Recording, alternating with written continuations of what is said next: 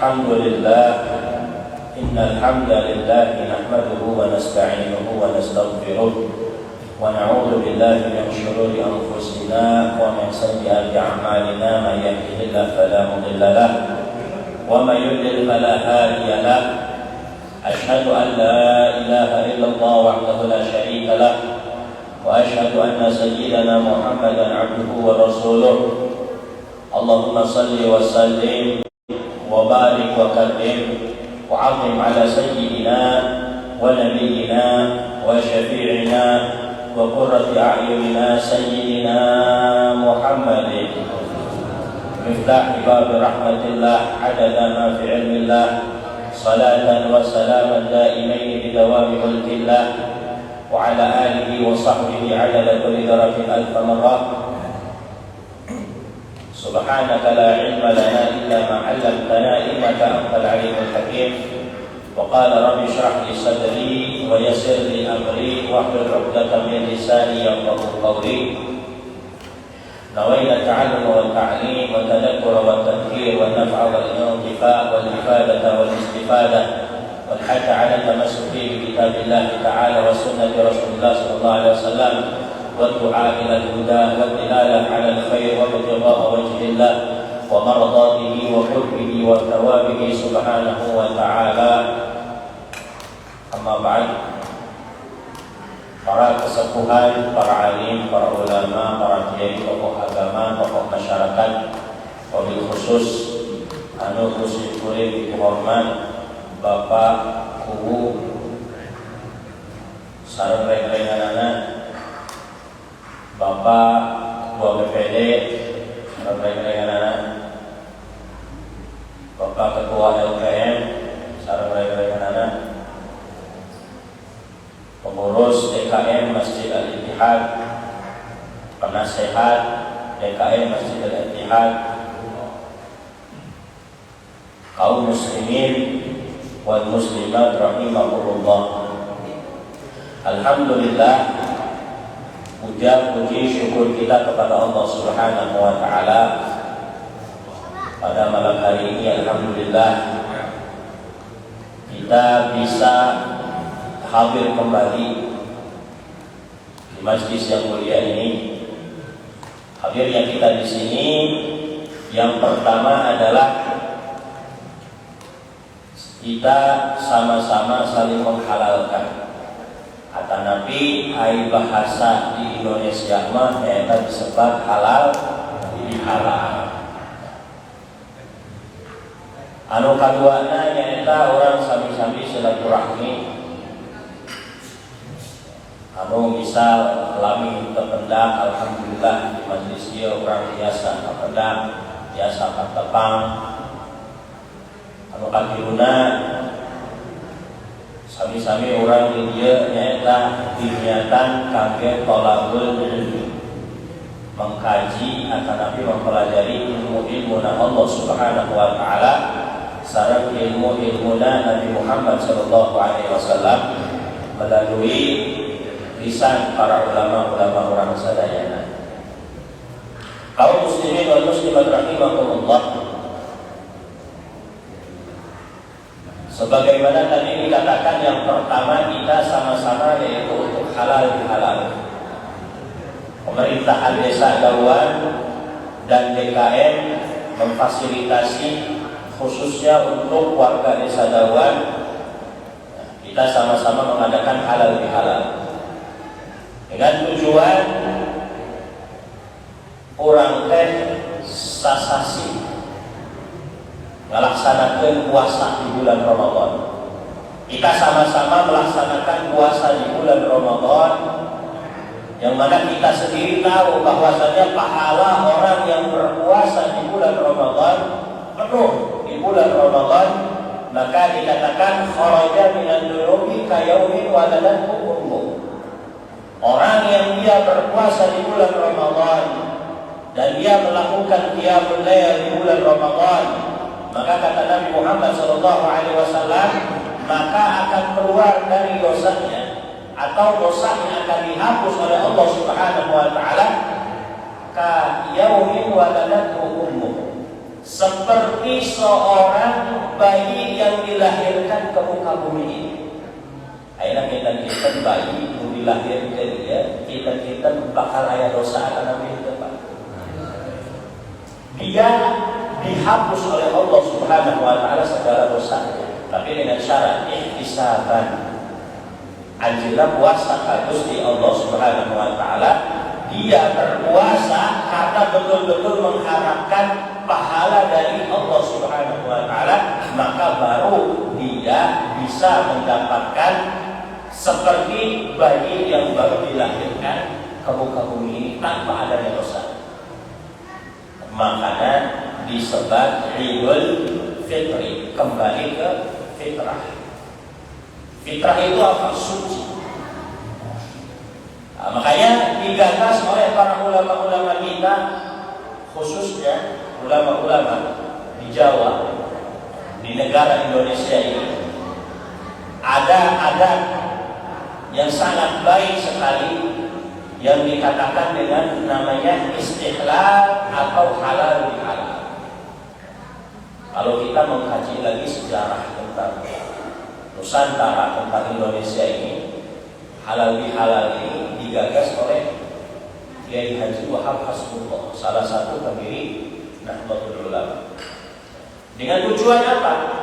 Tadi, kalau dosa kita kepada Allah Subhanahu wa taala sudah dihapus. Jadi anu maksa dihapus di dia adalah dosa orang ke Allah Subhanahu wa taala. Tapi bukan dosa sesama kita. Bukan dosa sesama manusia. Kalau dosa sesama manusia itu tidak akan pernah dihapus oleh Allah Subhanahu wa taala sampai orang tersebut minta maaf datang kepada orang.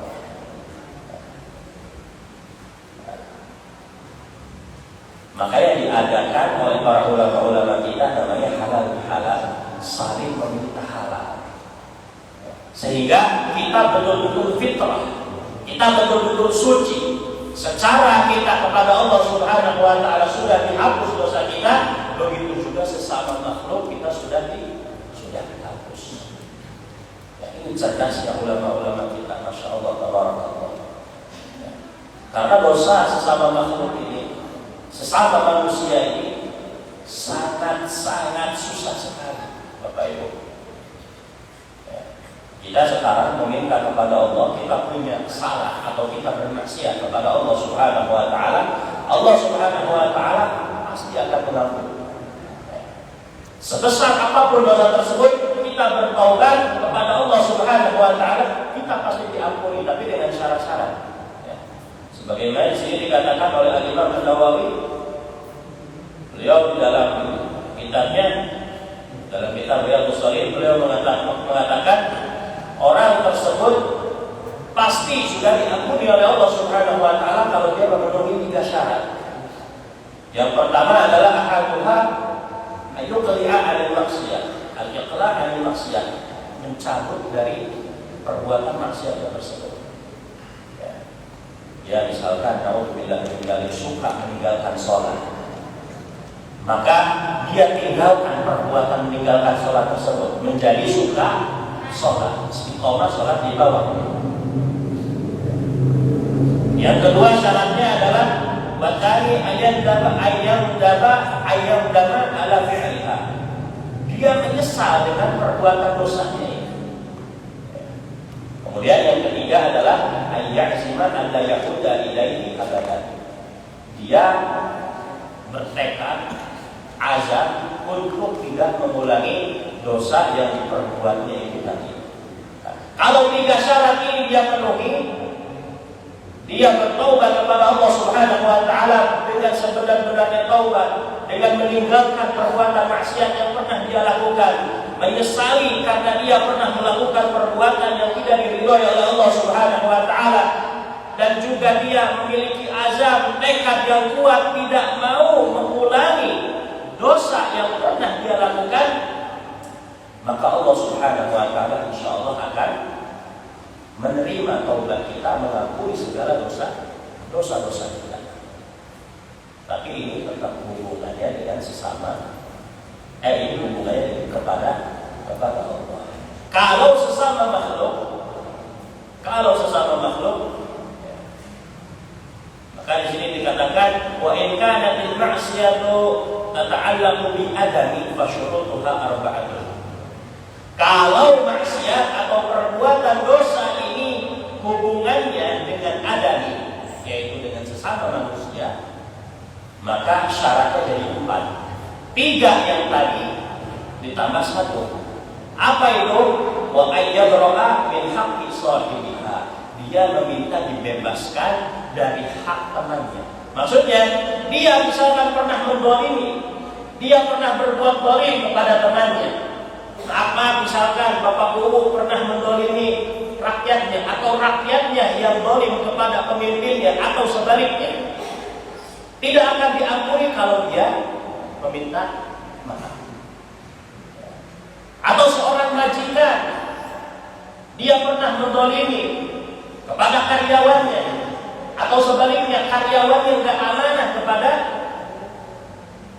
pemimpinnya, kepada majikannya, tidak akan diampuni walaupun dia bertobat sampai nangis darah sekalipun. Kalau dia tidak meminta maaf kepada pemimpinnya atau kepada majikannya atau sebaliknya, maka tidak akan pernah diampuni oleh Allah Subhanahu wa taala.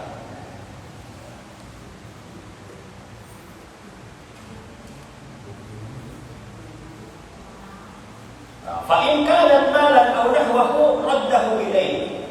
Kalau dosanya ini berupa kita pernah mengambil barang teman kita, sadar atau tidak sadar.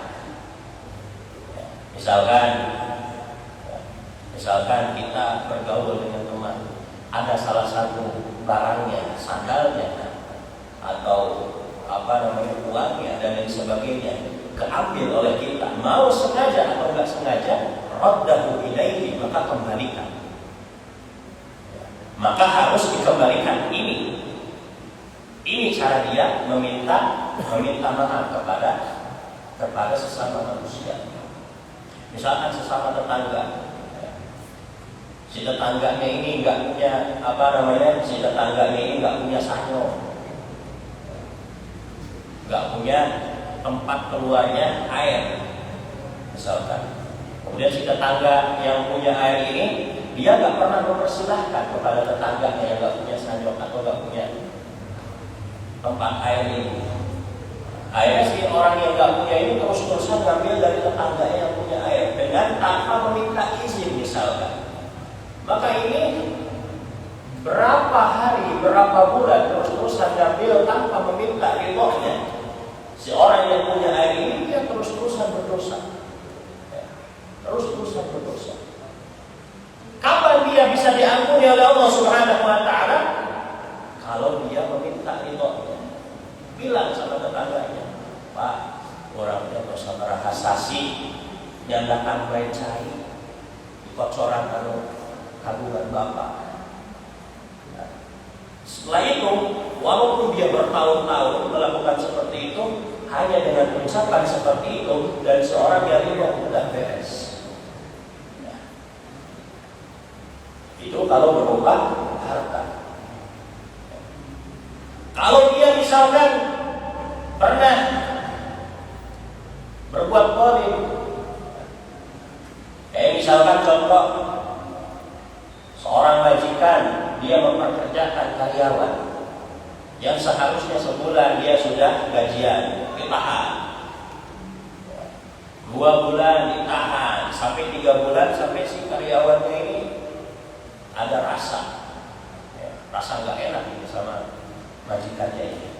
Ini sama perbuatan zalim.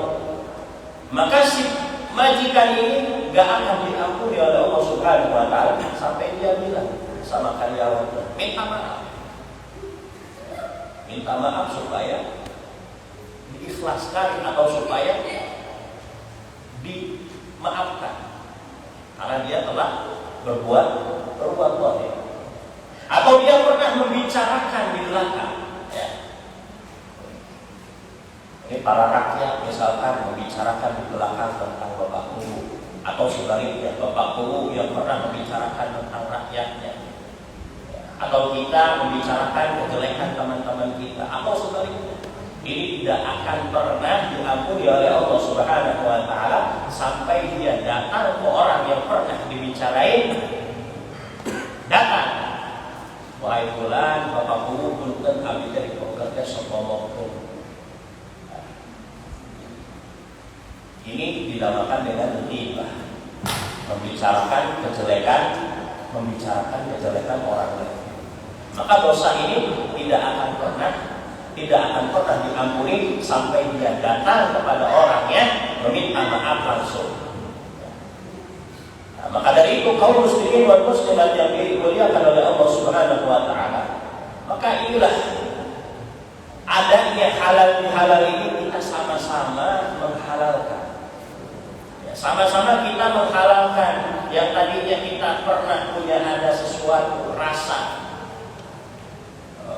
misalkan rasa gak enak, rasa kita pernah membicarakan, kita pernah mendolimi, kita pernah mengambil hak-hak yang bukan hak kita.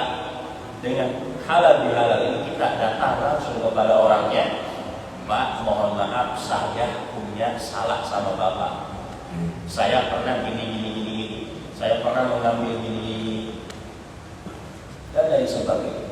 Maka sudah selesai. Nah, ini salah satu adanya halal bihalal atau manfaat halal bihalal yang diadakan oleh para ulama-ulama kita ketika itu.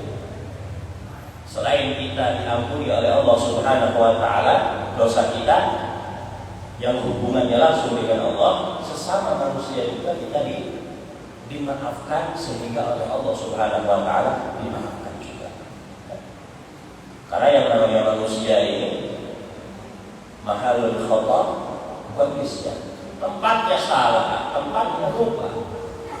Maka kita jangan sampai jangan sampai kita ini punya rasa karena sudah merasa tempatnya salah dan lupa, akhirnya terus-terusan kita memiliki kesalahan yang akhirnya kita terus-terusan berbuat maksiat. Alhamdulillah. Kaum muslimin wal muslimat yang dimuliakan oleh Allah Subhanahu wa taala. Dan juga yang kedua, kita datangnya ke sini adalah untuk bersilaturahmi. Mungkin ada di antara kita yang lama enggak bertemu, datang ke majelis ini menyambung kembali tali silaturahmi kita yang telah terputus. Karena ini paling afdal silaturahmi adalah ketika kita pernah terputus silaturahmi tersebut, kemudian kita sambung lagi, ini yang paling afdal.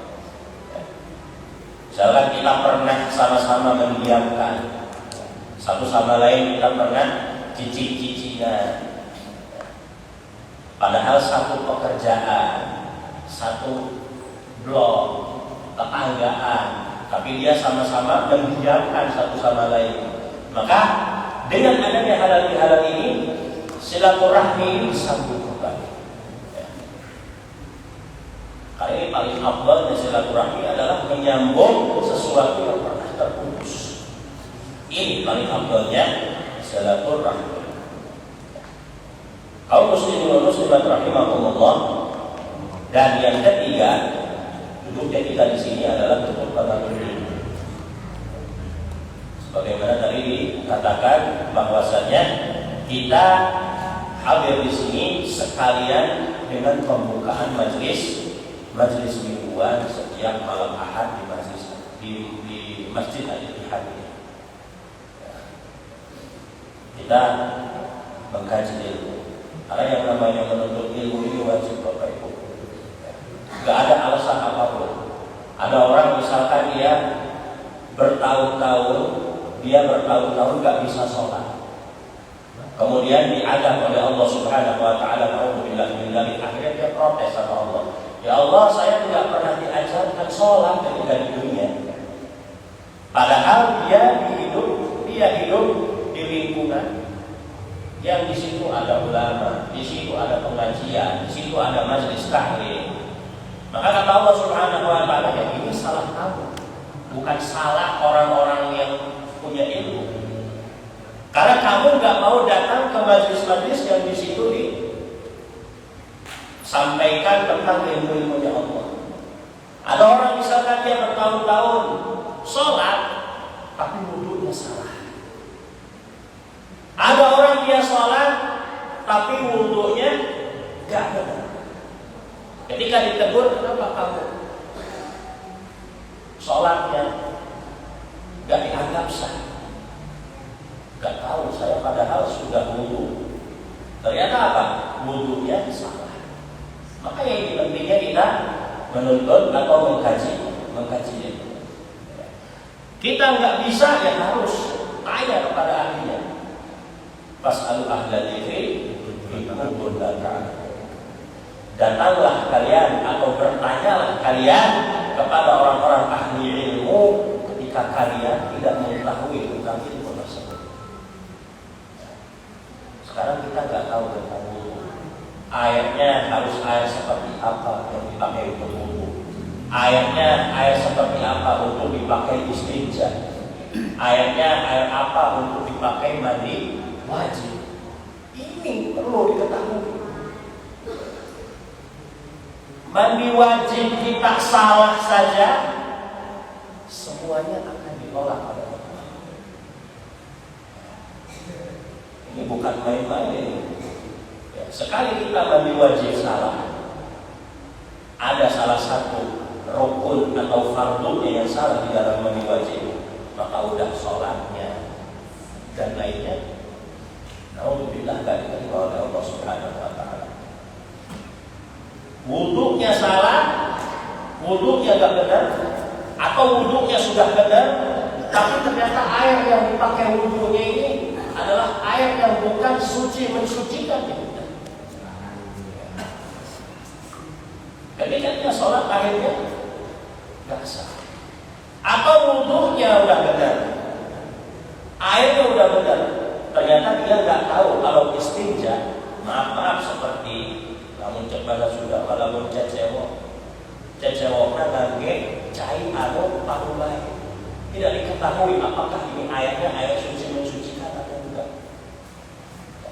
Kadang-kadang kita di bak mandi kita kemasukan sabun ke dalamnya, kemudian air yang sudah kemasukan sabun berubah airnya menjadi keruh.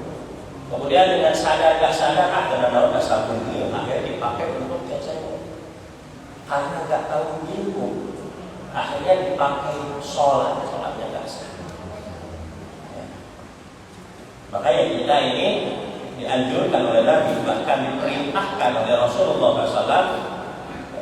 Talabul ilmi fardhatun 'ala kulli muslimin. Mencari ilmu itu hukumnya fardhah. Di sini Nabi Muhammad saking menguatkannya, saking menekankannya untuk menuntut ilmu, di sini Nabi mengatakan sampai pakai kata fardhah. Tak marbutah di sini ditakkid. Ya. Kenapa enggak fardhun tapi fardhatun? Karena tak marbutah di sini ditaukid atau ditakkid karena betul-betul sangat menekankan untuk menuntut ilmu yang Allah Subhanahu wa Ta'ala. Ya. Kalau ilmu sudah dicabut, itu bukan ilmu yang akan dicabut, tapi orang-orang ahli ilmu itu diambil oleh Allah Subhanahu wa Ta'ala. Makanya dikatakan di akhir zaman, ketika Allah Subhanahu wa Ta'ala ingin membinasakan ilmu yang ada di muka bumi ini, itu bukan ilmu yang dicabut, tapi orang-orang ahli ilmu. Orang-orang ahli ilmu itu diambil oleh Allah Subhanahu wa Ta'ala satu-satu. Kita lihat ulama-ulama kita, biqabdil ulama kata Rasulullah, dicabut, diambil ulama-ulama kita. Diambil ulama-ulama kita. Kita lihat sekarang di desa kita saja. Di desa Dawan sudah berapa ulama-ulama desa Dawan ini diambil? Atau di Jawa Barat, atau di Majalengka, atau di Indonesia. Udah berapa ribuan, mungkin ratusan ribu ulama-ulama diambil oleh Allah Subhanahu wa Ta'ala.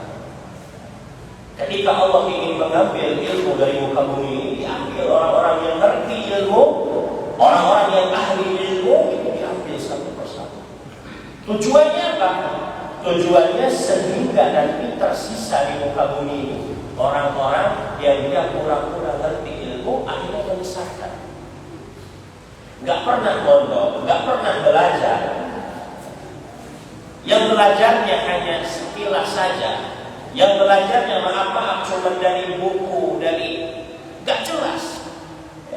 Gak jelas dia ngambil sanad keilmuannya dari mana. Akhirnya tiba-tiba naik ke mimbar, dia ceramah begitu saja. Ternyata apa yang disampaikan yang menyesatkan umat. Maka perlunya kita mencari ilmu. Di sini Bapak Ibu yang dimuliakan oleh Allah Subhanahu wa taala. Jangan kita sampai meremehkan ilmu atau bahkan kita sampai meremehkan orang-orang yang memiliki ilmu. Ya. Maka dari itu kaum muslimin yang dimuliakan oleh Allah Subhanahu wa taala, selagi ada di sekitar kita orang-orang ahli ilmu, ayo kita datang. Kita datang ambil ilmu-ilmu tersebut.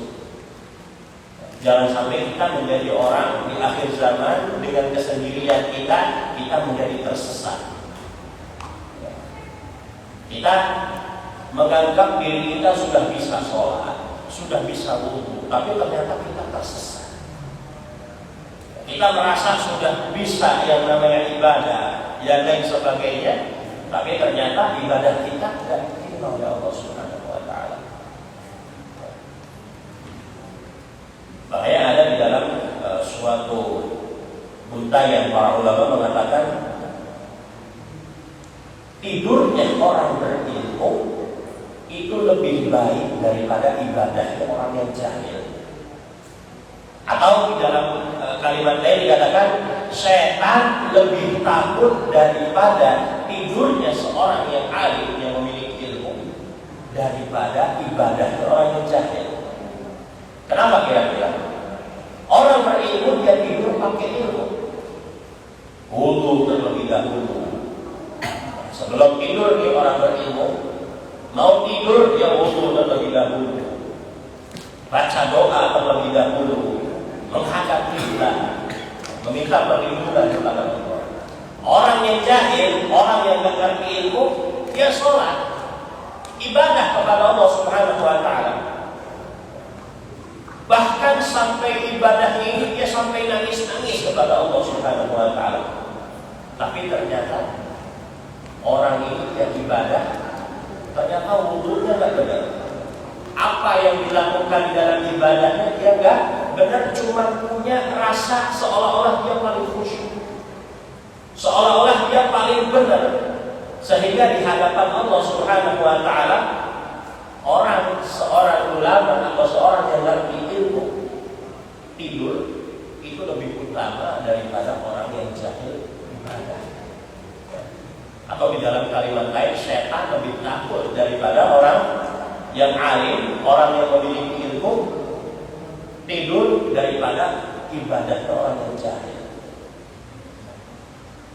Ini sangat-sangat dipentingkannya atau sangat pentingnya ilmu. Apalagi di zaman sekarang ini, ketika para ulama, pemegang-pemegang ilmu itu sudah diambil oleh Allah satu persatu.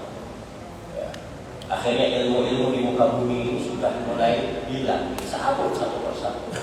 Sehingga orang-orang yang dia tampangnya seperti ulama, penampilan seperti ulama, tapi ternyata menyesatkan umat. Akhirnya kita semua yang hidup di zaman akhir ini, akhirnya kita semua tersesat. Nah, ini cara Allah Subhanahu wa taala untuk mencabut ilmu dari muka. Maka dari itu Bapak Ibu yang dimuliakan oleh Allah Subhanahu wa taala, dengan adanya majelis-majelis ilmu di kita ini, khususnya di desa Dakwah, Masjid Al-Inhad, di musola-musola setiap RT, setiap ayo kita hadir. Kita datangi. Ya. Kalau misalkan seandainya bahkan dikatakan di dalam kitab Zuhar itu, walaupun kita datang ke tempat yang kita akan cari ilmu itu walaupun pakai biaya, walaupun kita datangnya harus pakai biaya, keluarkan biaya tersebut. Jauhnya kayak apapun, walaupun jauh, datangi tempat yang di situ ada ilmu Allah Subhanahu wa taala dan ilmunya Rasulullah sallallahu alaihi wasallam. Karena Nabi Muhammad sallallahu alaihi wasallam tidak mewariskan apapun kepada kita kecuali ilmu. Nabi Muhammad SAW tidak memberikan apapun, benda dan lain sebagainya atau barang-barang berharga, enggak. Tapi Nabi Muhammad hanya mewariskan kepada kita yaitu ilmu. Makanya dikatakan, "Wa man arada dunya fa 'alaihi bil 'ilmi, wa man arada al-akhirah fa 'alaihi bil 'ilmi, wa man aradahuma fa 'alaihi bil 'ilmi." Orang dia pengen dunia, ya harus tahu ilmunya. Ada orang dagang, kita dagang di pasar, harus tahu ilmunya apa enggak? Harus.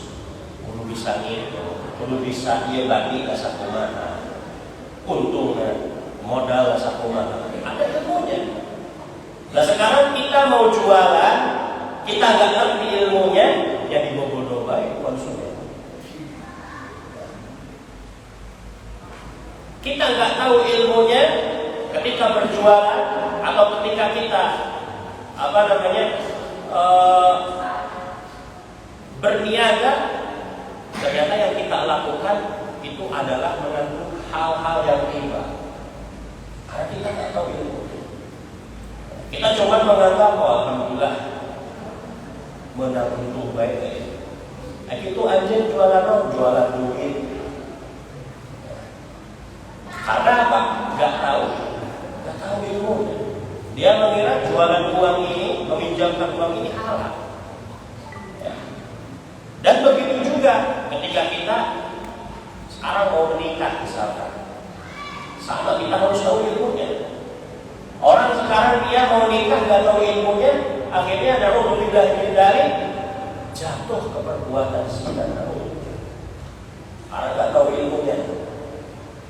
Waman arada al-akhirah fa 'alaihi bil-ilmi, dan juga dia ketika menginginkan akhirat, dia menginginkan surga, dia menginginkan ridhonya Allah Subhanahu wa taala, dia menginginkan ridhonya Nabi Muhammad sallallahu alaihi wasallam, dia harus tahu ilmunya. Salat yang benar, tahu ilmu tentang salat, tahu ilmu tentang wudu, tahu ilmu tentang mandi wajib, tahu ilmu-ilmu yang lain yang harus dia pelajari. Seperti halnya dia menginginkan perkara dunia. Kaum muslimin, muslimat rahimahumullah, maka dengan adanya majelis pada malam hari ini, ayo kita sama-sama semangat. Kita sama-sama dengan adanya pembukaan majelis ini, kita sama-sama semangat untuk mengkaji ilmu-ilmu agama dimanapun itu ada. Dan selain itu kita amalkan ilmu-ilmu yang telah kita dapati. Maka mudah-mudahan perkumpulan kita pada malam hari ini selalu diridhoi oleh Allah Subhanahu wa taala, selalu mendapatkan keberkahan dari Allah Subhanahu wa taala, dan kita dijadikan hamba-hamba Allah Subhanahu wa taala yang istiqamah di dalam mengkaji ilmu-ilmunya Allah Subhanahu wa taala. Amin ya rabbal alamin. وجعلنا من نسارع في رضاك ولا نولي وليا سواك ولا نجعلنا من خالف امرك وعصاك وحسبنا الله ونعم الوكيل نعم المولى ونعم النصير وصلى الله على سيدنا محمد وعلى اله وصحبه وسلم والحمد لله رب العالمين ولكم منكم والسلام عليكم